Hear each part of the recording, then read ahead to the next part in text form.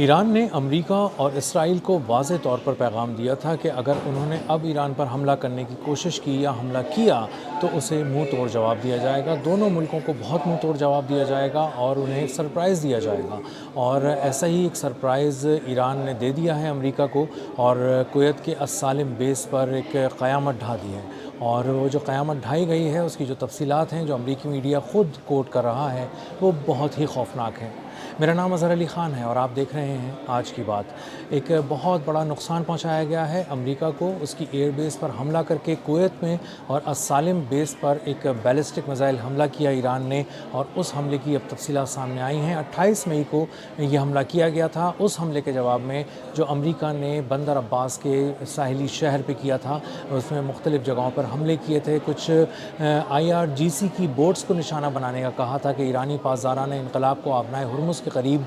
نشانہ بنایا گیا ہے۔ اس میں کچھ جو اہلکار ہیں ان کی شہادت کی بھی اطلاعات سامنے آ رہی تھیں، اور اس کے بعد بتایا گیا کہ کچھ جو کشتیاں ہیں ان کو نشانہ بنایا گیا، اور کچھ میزائل سائٹس تھیں جہاں سے میزائل داغے جا رہے تھے یا داغے جا سکتے تھے۔ آبنائے ہرمز کی حفاظت کے لیے ایران کی جانب سے ان مقامات کو امریکہ نے نشانہ بنایا۔ اب جب یہ نشانہ بنا چکا امریکہ، اور ایک ایکٹ آف وار اس نے شروع کر دیا اور سیز فائر کی کھلی خلاف ورزی کر دی، تو اس کے بعد ایران کے پاس، ایران کے جو ہاتھ پیر ایک طرح سے بندھے ہوئے تھے اس حوالے سے کہ وہ سیز فائر کی پاسداری کر رہا تھا، تو اس کے وہ ہاتھ پاؤں کھل گئے، اور اس نے ایک مشرق وسطیٰ میں بہت ہی اہم بیس ہے، امریکہ کی اہم بیس ہے، اس کا نام ہے السالم ایئر بیس، اس کو کویت میں نشانہ بنایا۔ ایک بیلسٹک میزائل اس کی طرف داغا گیا، اور یہ 500 کلو گرام وار ہیڈ لے کر گیا، اور 500 کلو گرام وار ہیڈ لے جانے والا یہ missile, ballistic missile, Al Salem air base کے بالکل اوپر پہنچ چکا تھا، بہت ہی قریب تھا اپنے نشانے کے، کہ اس کو انٹرسیپٹرز کا ایک پورا نظام جو ہوتا ہے ملٹی ڈیفنس سسٹم، وہ ایکٹیویٹ ہوا، اور اس نے اس کی طرف میزائل انٹرسیپٹرز فائر کیے اور انہوں نے اس کو تباہ کیا۔ لیکن جب اس کو تباہ کیا تو یہ بہت نیچے آ چکا تھا اور بہت ہی اپنے ہدف کے قریب پہنچ چکا تھا، اور اس نے ایک جو طیاروں کی ایک پوری لائن تھی اس کے قریب آنے کے بعد یہ تباہ ہوا، تو اس کا جو ملبہ گرا یہ ہر طرف بکھر کے گرا، اور اس سے کئی طیاروں کو بہت نقصان پہنچا۔ بتایا جا رہا ہے کہ ایک MQ-9 ریپر ڈرون جو امریکی فوج کا ہے وہ مکمل طور پر تباہ ہو گیا، اور دوسرے کو بھی ایک ناقابل تلافی نقصان اٹھانا پڑا۔ مجموعی طور پہ ہم اس کو 2 MQ-9 ریپر ڈرونز کاؤنٹ کر سکتے ہیں اگر ہم کہیں کہ یہ تباہ ہو چکے ہیں، اور یہ ایک $30 ملین کا ہوتا ہے، تو $60 ملین کے تو صرف یہی ایک نقصان ہوا ہے۔ اس کے علاوہ جو 5 امریکی فوجی جو ایکٹیو سولجرز ہیں ان کے اور کانٹریکٹرز ہیں، وہ بھی اس حملے میں زخمی ہوئے، اور ان کو پھر مختلف جگہوں پر شفٹ کیا گیا ان کا علاج کرانے کے لیے، اور ان کی جو حالت ہے وہ بتائی جا رہی ہے کہ اب کچھ اسٹیبل ہے، لیکن ان کو زخم خاصے گہرے نوعیت کے آئے تھے۔ اس طرح اب اندازہ یہ ہوتا ہے کہ السالم جو ایئر بیس ہے اس پہ ہونے والا امریکی نقصان بہت زیادہ ہے، اور اس کو ابھی پوری طرح نہیں بتایا جا رہا، چھپایا جا رہا ہے۔ بلومبرگ نے اس کو کسی طرح سے تھوڑا سا اپنی کچھ سورسز کے ذریعے کوٹ کر کے یہ بتایا ہے کہ وہاں پر اب تک 2 طیاروں کو بہت زیادہ نقصان پہنچا، MQ-9 ریپر ڈرونز کو، اور 5 امریکی ایکٹیو سولجرز کو وہاں پر نقصان ہوا، وہ زخمی ہو گئے اس حملے کے دوران۔ یہ ایک پریسیجن کے ساتھ کیا گیا حملہ تھا، پریسائز اٹیک تھا ایران کی جانب سے، اور کہا گیا تھا کہ ہم مشرق وسطیٰ میں کسی بھی ٹارگٹ کا انتخاب خود کریں گے، اپنی پسند کا ٹارگٹ چنیں گے، اپنی پسند کا وقت چنیں گے، اور اپنی پسند کے مقام پہ، اپنی پسند کے وقت پہ دشمن کو مزہ چکھائیں گے اور جواب دیں گے۔ اور اسی طرح، اور اسی لیے انہوں نے السالم ایئر بیس کا انتخاب کیا، اور کویت کے اندر ایک امریکی بیس کو نشانہ بنایا، اور امریکی بیس کو کویت میں نشانہ بنانے کا مطلب یہ ہے کہ تمام مشرق وسطیٰ میں جو بیسز اب باقی رہ گئی ہیں امریکہ کی، ان سب کے لیے پیغام ہے کہ آپ سب کے ٹارگٹس ہم پر لاک ہو چکے ہیں، اور ہم کسی بھی وقت جب چاہیں گے ان کو نشانہ بنا سکتے ہیں، کوئی بھی ہماری دسترس سے، ہماری پہنچ سے دور نہیں ہے۔ اب امریکہ جو ہے وہ ایک کوشش کر رہا تھا کہ وہ آبنائے ہرمز پہ ایران کا زور توڑ سکے، اور ایران کا اگر زور آبنائے ہرمز پر توڑنا ہے اور اس کی گرفت کو ڈھیلا کرنا ہے تو اس کے لیے بندر عباس پورٹ، سرک، جاس، قشم اور خارق جو جزائر ہیں ان علاقوں میں ان جزائر پر حملہ کرنا ہے. یہاں پہ کچھ میزائل سائٹس ہیں,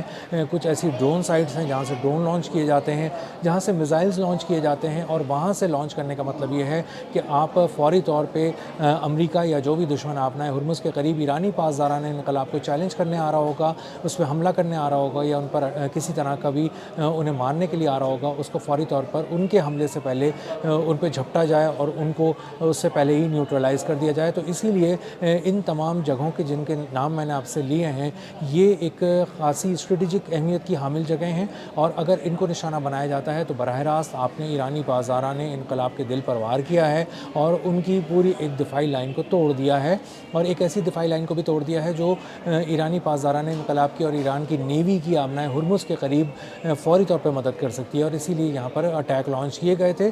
لیکن اس اٹیک لانچ کرنے کا ایک نقصان امریکہ کو یہ ہوا کہ وہ کوئی بہت بڑے پیمانے پر نقصان نہیں پہنچا سکے. دوسری بات یہ کہ ان کا ایک MQ-9 ریپر ڈرون جو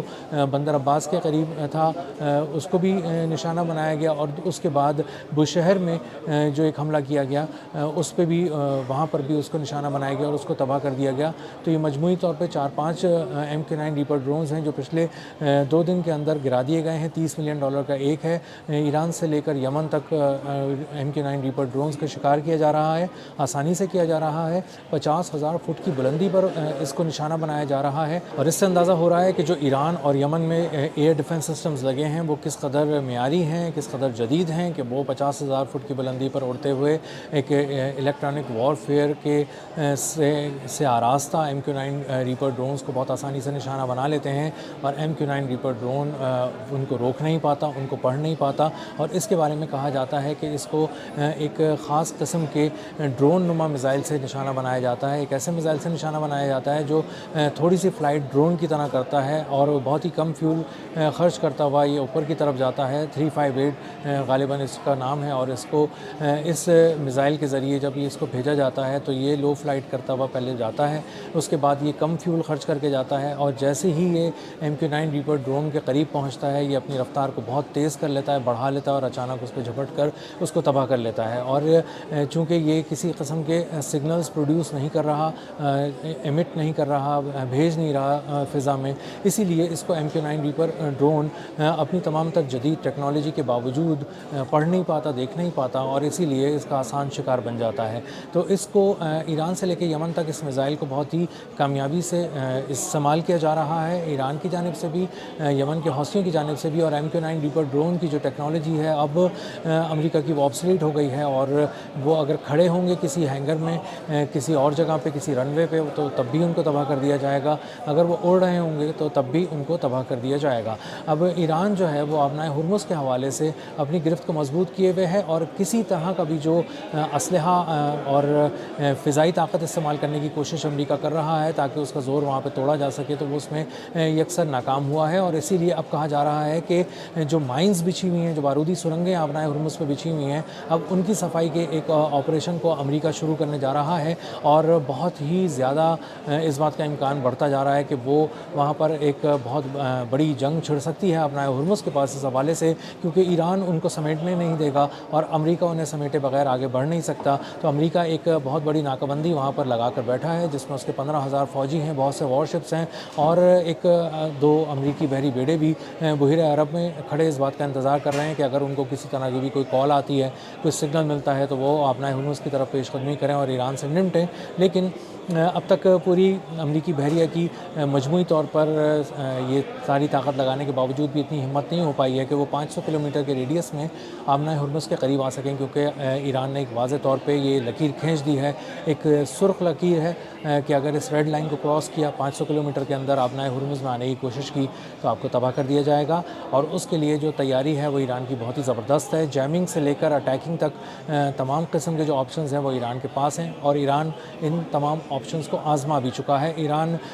جو سمندر کی تہہ میں اپنے میزائل لگا کر بیٹھا ہے, وہاں سے قیامت جو اس نے چھپائی ہوئی ہے سمندر کی تہہ میں, اس کو وہ آزما چکا ہے اور اس کے ذریعے حملے کر چکا ہے، اور اگر یہ حملے دوبارہ کیے جاتے ہیں تو یہ بہت ہی کارگر ثابت ہوں گے ایران کے لیے اور بہت ہی تباہ کن ثابت ہوں گے امریکہ کے لیے، اور یہی وجہ ہے کہ امریکی بحریہ ہمت نہیں کر پا رہی کہ وہ اس کے آگے آئے۔ تو جو سالم ایئر بیس جو کویت کے ایئر بیس ہے وہاں سے لے کے آبنائے ہرمز تک حالات بہت کشیدہ ہیں۔ ایران کی گرفت اس پورے ریجن پہ بہت زیادہ مضبوط ہے۔ ایران اپنی پسند کی جگہوں پہ اپنے پسند کے وقت پہ اپنے پسند کے اہداف پہ نشانہ لگاتا ہے اور جب چاہتا ہے اس کو تباہ کر دیتا ہے، اور امریکہ بہت زیادہ محدود ہو کر رہ گیا ہے اور اس کو اپنی بے بسی صاف نظر آ رہی ہے۔ ایک ناقابل تلافی نقصان السالم ایئر بیس پہ امریکہ کا ہوا کویت کی، اور اس کے بعد امریکہ کو بریک لگ گئے اور اب امریکہ سوچ سمجھ کر آگے بڑھ رہا ہے اور زیادہ مذاکرات اور جنگ کم کی باتیں کر رہا ہے۔ اب تک کے لیے اتنا ہی، ملتے ہیں اگلے ولاگ میں کسی نئی خبر، نئے تجزیے اور نئے زاویے کے ساتھ۔ اللہ حافظ۔